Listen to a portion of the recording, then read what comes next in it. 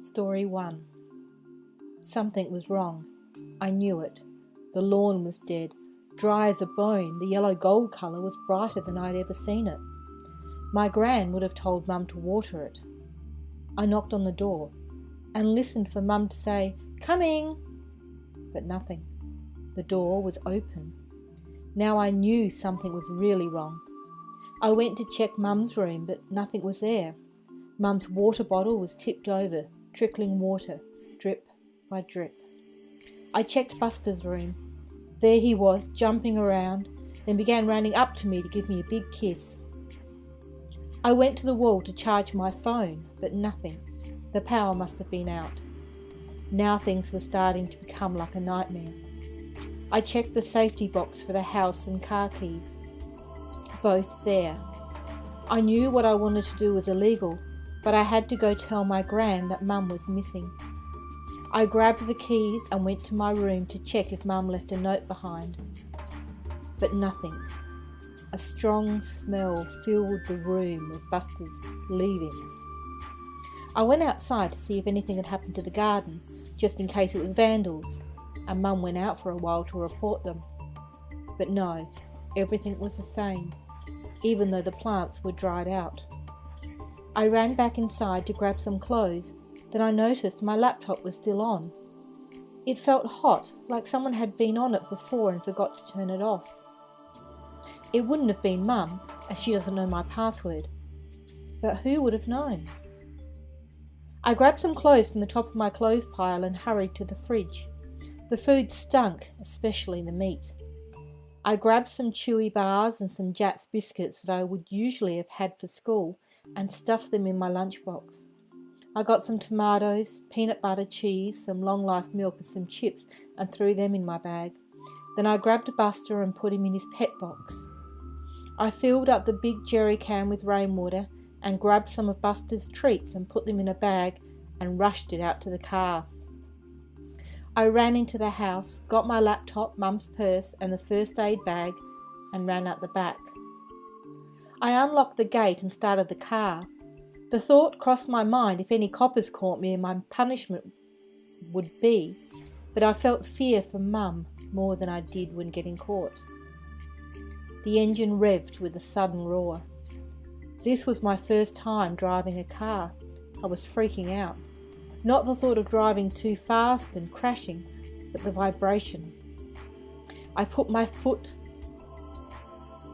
on the accelerator and the car zoomed up the driveway. Whoa, I thought with a sigh. I stepped on the accelerator again and sped up the road. I was halfway there when I noticed that no one was outside. I went to Gran's house next. I checked to see her front door was unlocked. It was. I felt the door handle.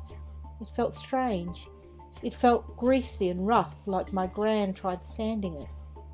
I ran inside, calling for my gran. Nothing.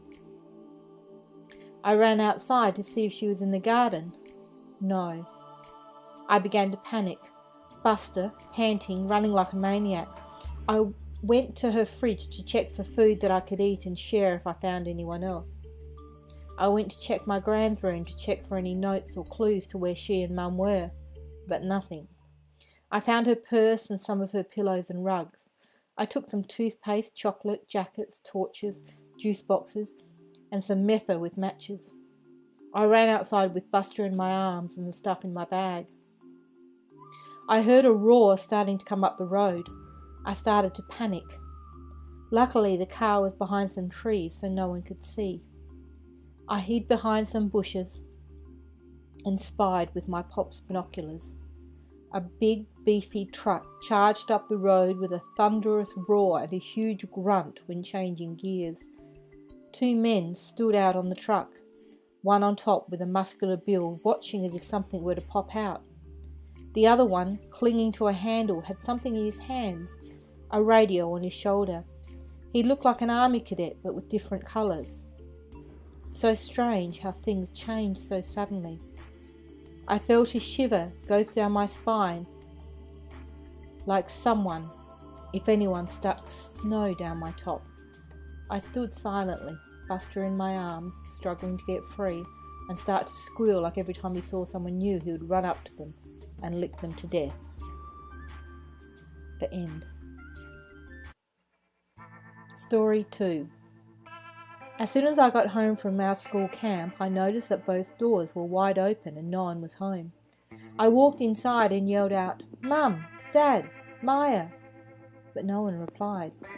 My first thought was that they had left me and moved to another town without me, but I didn't see anyone coming into town. Matter of fact, I don't think anyone was in town. I grabbed my bike and rode to my sister's house, but when I got there, I knocked on the door and waited 5 minutes, because usually they would be asleep. But no one answered. I started getting really worried.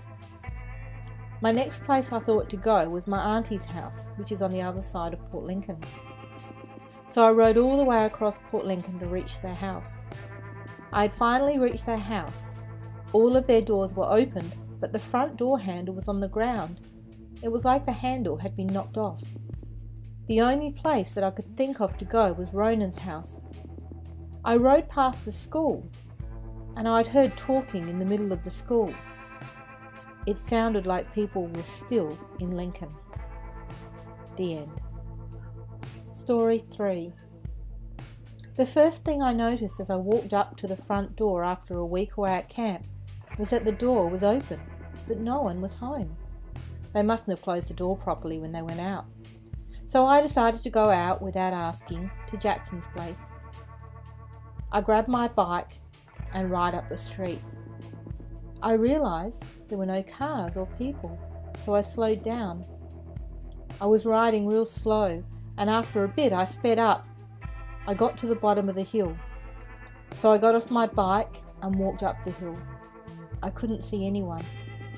I got to Jackson's and knocked on the door. No one answered, so I knocked again. Still no answer. So I rode around and started to think that something was wrong. And then I saw Leonard walking into Grant's front yard. So I rode over to him, and then he said, "We are the only ones left in Port Lincoln." The end. Story 4. As I left the bus, I noticed the gate was open. I thought that the kids got their bikes and rode to the school across the road, but school should still be on. I ran, thinking the dog might have run away, but they are still there. Buddy, thin and slow, and Kai's lying there not moving. I lay Buddy down and went to check on her. She wasn't breathing. I run to the paddock. The sheep, horse and goats were okay. I go inside with Buddy in my arms. The light and TV were off. I lay him on the bed and got food and water on the corner of the bed. I went downstairs. Mum and Dion were not in the room. I got my phone and went to call the police, but still no service. What had happened? Where are they? As I put Buddy on my bed,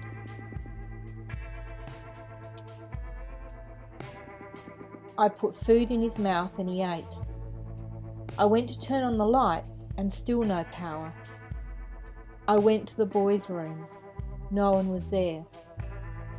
Lego on the floor and Zach's fishes dead.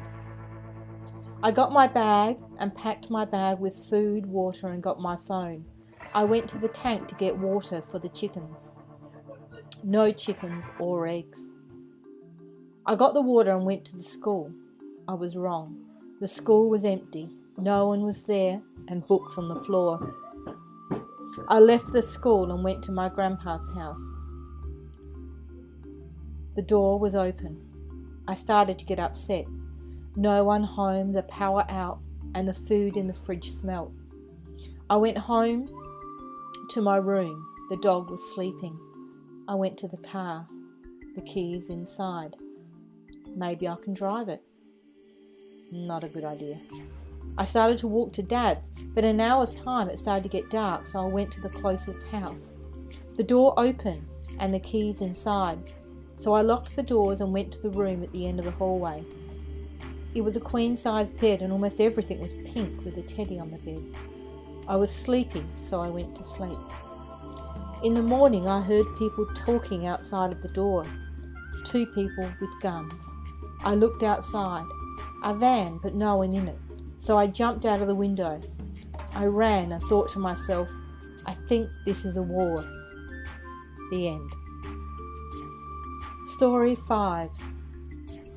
I walked down the driveway and noticed that my dog didn't bark. I opened the gate and my dog was lying on the ground, barely breathing. I opened the back door and got some water, dog food, and gave it to my dog. I took out my phone and realised that I only had 7%. I walked into my room and flicked on the switch for my light. The light didn't turn on. That's strange, I thought. Nothing seems to be working. The power must be out. I walked outside to check the power box. It says the power is on, so I walked back inside and looked at the clock. It says 4:15. That is really strange, I thought, because my 2 younger brothers are not home yet. Something really strange is happening. I run to my friend Tiara's house. I knock. She opens the door. I walk in and ask if she knows what's happening. She starts crying and tells me to climb onto the top of her roof with her. Once we get up there, she gave me the binoculars and said, "Look at Ravendale and then look at the wharf." I looked, and what I saw had me lost for words. The end. Story 6. The first thing I noticed as I walked up to the door after camp was that the door was locked, which is unusual when no one's home. I rang them to see what time they were going to be home, but the phone was flat. I thought someone had forgotten to put the phone on charge. Then I realised that the turtle tank light was off and the pump wasn't running. Then I thought the power had just turned off like it normally switches off after a week or so. So I went to turn it on, but it said that it was already turned on. At that moment I thought something was wrong. I went straight to the fridge and got a bottle of water and went to the lounge and tried turning the TV on, but that wouldn't work. I got my phone out and tried to ring my dad, but there was no service. Then I went to my nana's house to see if she was okay, but there was no one home, but the cars were still there. I tried turning on the TV on there, but it wouldn't work. I was trying to find out what was wrong, and then I thought that there was an invasion. I then went to my friend's house that went on camp with me and see if the same thing happened to him. He said, "I don't know what's happened, but everybody is gone." "Yeah, the exact same thing happened to me," I said. The end. Story 7. The first thing that I noticed when I got dropped off home after being out camping for a week was that the front door was open and the screen door was closed. I thought to myself that it was a little odd because the wooden door is always closed. I got up to the front door and I could not hear any noises at all. It was dead silence. I knocked on the door and there was no answer. It was very unusual that I only just noticed that the front screen door was not locked, so I just let myself in. So I had a look around. No one was home, but at this time of day everyone should be home. I looked down at my phone to ring Mum and see where she was, but there was no service. I thought that it was a little odd. I went to the fridge to get a drink and something to eat, but the fridge was turned off and there was some rotten meat in there, and that must have been in there for a while. And my mum would never let anything go rotten in the fridge. And the water in the fridge was quite warm, so the fridge must have been turned off for a while. I looked down at my phone, and my phone was on 5%, so I went into my room, turned my light on, and my light did not turn on. The first thing that came to my mind was that the power had turned off and that it had been off for a while. So that means that I cannot charge my phone. I walked outside to see my rabbits had no water and food. Mum always makes sure they have water and food, but the food is still sitting next to their rabbit cage in the bag, and it is full.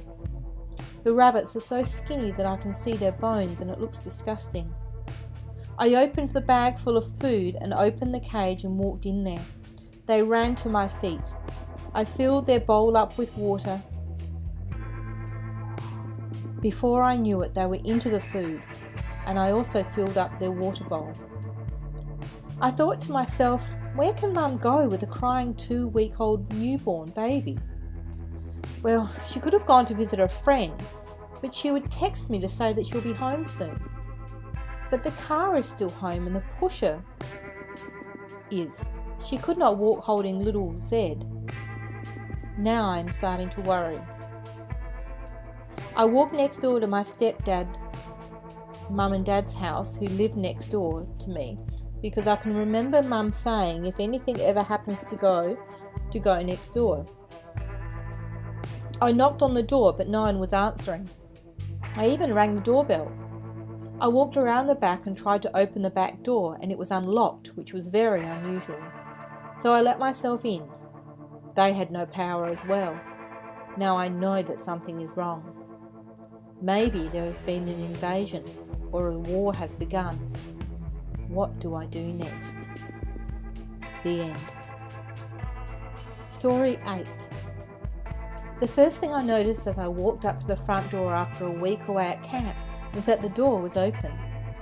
I also noticed that there was no noise inside the house. There is always something happening in my house. Either if it was the TV was on, something was cooking, or the fan was on. There was always something going on.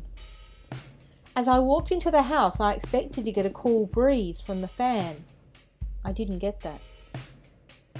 I thought this seemed unusual, so I decided to give Mum a ring because I only knew her number. So I started to dial. It didn't work. So I went to turn on the TV. It didn't turn on. So I knew that the power was out. I decided to go and do my homework. I needed to use the laptop for it, so I went to go and get it. I went to turn it on, and it didn't work. I knew that it needed charging, but I also knew that there was no power. I was very angry at that moment because I had an assignment due, and it was all on my laptop. So I decided to go and kick some goals outside. I kicked the footy over the fence, so that took me a while to go and get it. When I got back, I decided to go back inside and check the power. I tried the TV. It still didn't work. I was getting frustrated now because that assignment was in the back of my head. So I went back outside and started to shoot some goals. I did that for quite a while. I was stuffed after that, so I decided to go back inside and check the power again. I went to the phone this time. It didn't work. I was getting really annoyed now. I checked the time, then all of a sudden that annoyed feeling became a worried feeling. Mum or Dad wouldn't be out this long without leaving a note, or one of them coming back home. I decided to go check my neighbour next door. I walked up the steps and knocked on the door. No answer. Now I was starting to freak out a bit because my neighbour is never out and about. So I ran across to my other neighbour and no one was home. I started shaking. At that moment, I knew something bad had happened. The end. Story 9. The first thing I noticed as I walked up the back gate was that the dogs weren't sitting at the gate waiting for me. So I kept walking through the gate and up to the back door. They were laying at the door, puffing in agony. I instantly went and filled up their bone-dry water bowl. They slowly struggled up and dawdled to their bowl and had a drink. As they were drinking, I went inside and got their dry food and poured them a bowl, but they didn't want to eat. I left the food there and went inside to see if anyone was home. I ran down the hallway into my room and the fish tank filter wasn't on and it was green and all the fish were dead. I looked in every room, but no one was there. I tried to call Mum and Dad, but they both went to message bank. I tried about 15 times each. They both didn't answer. So I put the dogs inside and locked all the doors. I called up a few mates from the camp and asked them if the same thing happened to them. It did, so they came to mine as quick as they could. When they got here, they ran inside dripping wet because there was a massive storm outside. There was no power and most of the food was off or stale, but some food was okay. We all then sat down and talked about what could have happened. The end. Story 10. As I got to my house, I grabbed my key and unlocked the front door. I walked to the fridge to get an orange juice. I opened the fridge door and a horrible smell was in it. The leftover spaghetti looked yuck and smelt bad. The orange juice was warm, not cold. I thought the fridge was broken. Then I went to my bedroom and turned the TV on. It didn't work. I tried to turn on the lights, but they didn't work.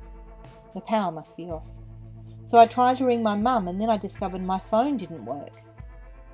I walked out the back door and I saw blood on the lawn. I saw my guinea pigs curled up and bleeding on the lawn. My staffy Charlie was hiding in the dog kennel looking very sick. I was feeling scared now. So I grabbed Charlie and put him inside. Then I realised something was really wrong and ran outside to go get help. I couldn't see anyone, so I ran all the way to the police station. It was empty. The end.